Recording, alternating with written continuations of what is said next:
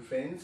सो आज हमारे वन में सब्सक्रिप्शंस का 6 पार्ट है और ये टोटल 18वां वीडियो है। This is the 18th video in all. So अगर आप मेरे चैनल पे पहली बार आए तो प्लीज स्टार्टिंग से देखना स्टार्ट कीजिए वीडियोस को, so that you can understand हम इस तरह से वीडियोस क्यों बना रहे हैं।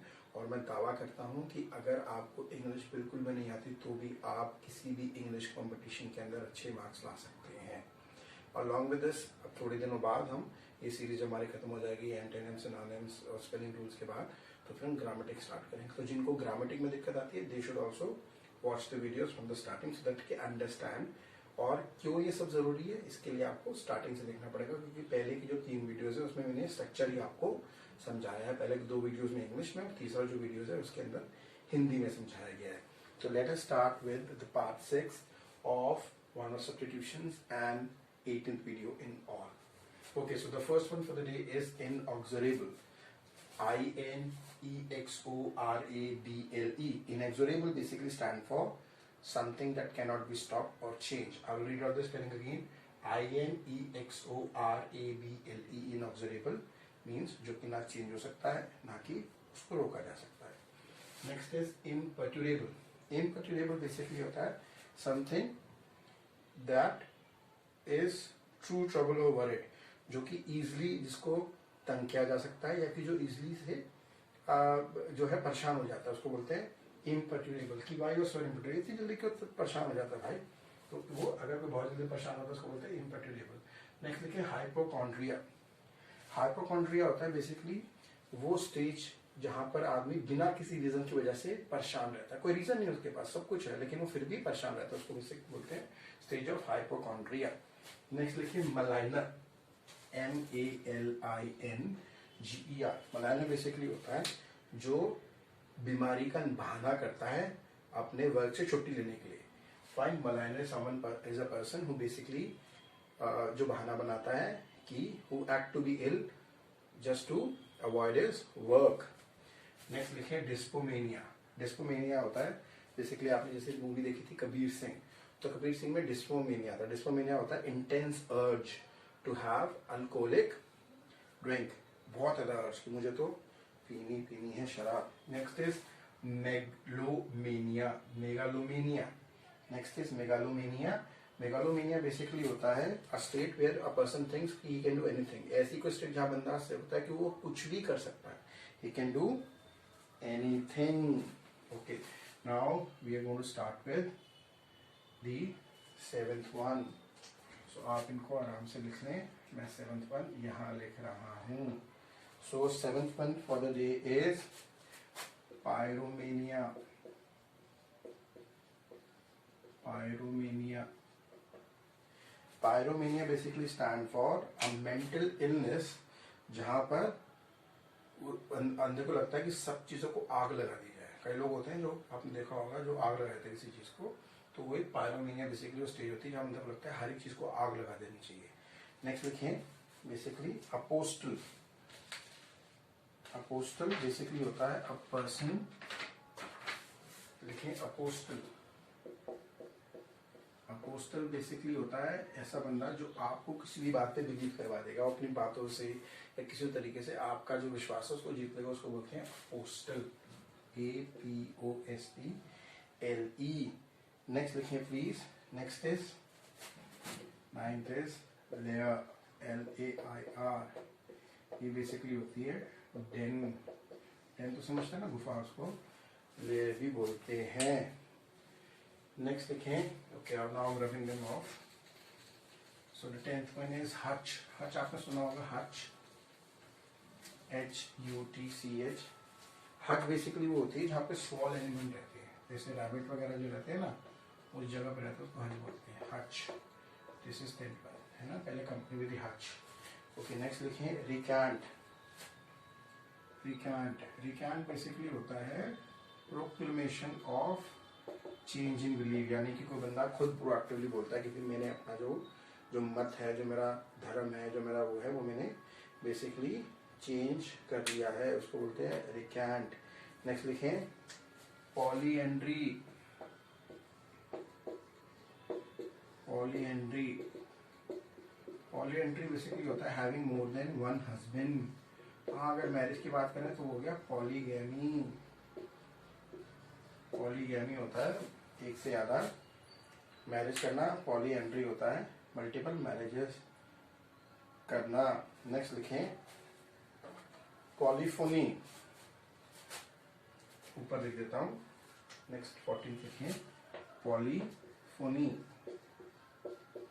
पॉलीफोनी बेसिकली स्टैंड फॉर, आपने देखा होगा जो म्यूजिकल जो इंस्ट्रूमेंट बजाते हैं उनके आगे पूरी की पूरी शीट लगी होती है, तो वो जो मल्टीपल जो शीट्स होती हैं, जो मल्टीपल जो उनके जो वहाँ पे पैटर्न्स होते हैं उनको बोलते हैं पॉलीफेनी। नेक्स्ट लिखें so in the meanwhile I request you that please आप लिखें इसको fine, and please like and subscribe my channel and share it with all your friends who are preparing for any competitive examinations or those who want to enhance their vocabulary. Fine. Next 15th one for the day is, I hope you have written it. 15th one for the day is, please wrote it down. Pessimist. Pessimist होता है a person who doesn't have any hope in future, जिसको कोई future की hope ना हो। अब इसका उल्टा क्या होगा? Optimist. Optimist is a person जिसको फ्यूचर पे भरोसा होता है कि जो होगा वो आज से कल, जो कल आएगा वो आज से अच्छा ही होगा और हम ये काम करके रहेंगे। नेक्स्ट लिखें इज, लिखे कॉन्वेंट। आपने सुना होगा कॉन्वेंट स्कूल, कॉन्वेंट स्कूल। तो कॉन्वेंट बेसिकली क्या होता है? Convent is a place where nuns reside, जहाँ नन्स, जैसे अपने फादर्स नन्स आपने सुना होगा, तो जहाँ नन्स रहती हैं और काम करती हैं जगह को बोलते हैं कॉन्वेंट स्कूल। 18 लिखें अडोब। अडोब आप लोगों को पता है, आप अगर कोई किसी की ऑबिचुरी देखेंगे, ऑबिचुरी बेसिकली होता है किसी जो आप शोक संदेश देते हैं उसको ऑबिचुरी बोलते हैं। तो ऑबिचुरी जो है, एक और वर्ड आ गया ऑबिचुरी। तो अबोर्ड जो है उसका बेसिकली मतलब होता है हाउस, जगह, रहने की जगह, उसको बोलते हैं अडोब। वहाँ लिखा होता है कि we are very saddened to inform you that फला फला जो है सज्जन, he has left us for his heavenly अडोब, यानी कि वो अपने हेवनली यानी कि अपने जो दिव्य गंतव्य स्थान है, जो दिव्य उनकी जगह है, वहाँ उसके लिए हमें छोड़ के चले गए हैं, उसको बोलते हैं। So the 18th one for the day is Bohemian. Bohemian basically means Bohemian, spelling as Bohemian. Bohemian basically means a person who is expert or deeply involved in arts. So arts में बिल्कुल deeply involved हो, जो deeply involved हो उसको कहते हैं Bohemian. Next है juxtapose, Juxtapose. Juxtapose basically stand for, जब हम बहुत लोगों को एक साथ रख देते हैं और रीड करते हैं उनकी बिहेवियर एस्पेक्ट्स को, जैसे कि बिग बॉस में रख दिया जाता है काफी दिनों के लिए, उनको रीड करते हैं क्या कर रहा है कोई बंदा, उसको बोलते हैं जुक्सटापोज। ओके नेक्स्ट लिखें ornithologist. Ornithologist basically stand for a scientist और a doctor who study about birds, जो बर्ड्स के बारे में पढ़ते हैं, पक्षियों के बारे में उनको बोलते हैं ornithologist. Next is dermatologist. Dermatologist basically होता है जो कि स्किन डिजीज के बारे में जो डॉक्टर पढ़ता है, स्किन के बारे में, स्किन स्पेशलिस्ट, उसको बोलते हैं डर्मेटोलॉजिस्ट। इनके स्पेलिंग है ऑर्निथोलॉजिस्ट के पहले बताता हूँ ORNITHOLOGIST। Next is dermatologist DERMATOLOGIST। Next one है मोनेस्ट्री। मोनेस्ट्री आपको पता है जहाँ पर मॉन्क्स रहते हैं, बुद्धिस्ट मॉन्क जहाँ रहते हैं उस जगह को बोलते हैं मोनेस्ट्री। नेक्स्ट है सेनेटोरियम। सेनेटोरियम वो जगह होती है जहाँ पर जो आदमी बहुत लंबी बीमारी से ग्रस्त होते हैं उनको रखा जाता है। तो sanatorium basically place where people with long illness are being treated, that is known as sanatorium. Monastery is a place where monk reside. Dermatologist means a skin doctor, a skin specialist. Ornithologist, someone who study about the birds. Juxtapose basically means to keep people in a confined place, in a place together, so that we can read about their behavior aspects. And Bohemian means a person who is deeply involved in arts. Okay, now we're going to write the last two, which is 24th and 25th. So 21 would be hedonist. Hedonist, HEDONIST. Hedonist. Hedonist basically means a person who thinks seeking pleasure is the most important thing in their life.